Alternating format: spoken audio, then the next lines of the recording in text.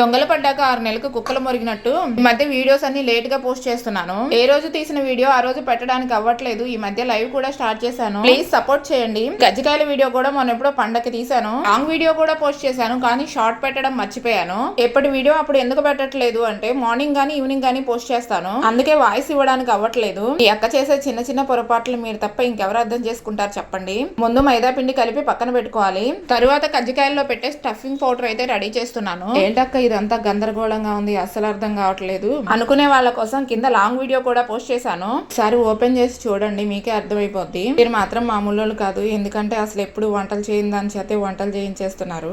చెప్తే నమ్మరు, ఇదే ఫస్ట్ టైం నేను ఇలా పిండి వంట చేయడం. కజ్జికాయల చెక్క అయితే దీనికి కంపల్సరిగా కావాలి. ఆ చెక్క మీద చపాతీ వేసుకుని దానిలో స్టఫింగ్ పిండి పెట్టుకుని ఒత్తుకోవాలి. అలా ఒత్తుకున్న వాటిని ఇలా ఆయిల్ లో అయితే వేయించుకోవాలి. ఇంకేంటి లేదు, లాంగ్ వీడియోలోకి వెళ్ళి డీటెయిలింగ్ గా చూసి ఒకసారి ట్రై చేయండి. వీడియో నచ్చితే లైక్ చేయండి, సబ్స్క్రైబ్ చేసుకోండి.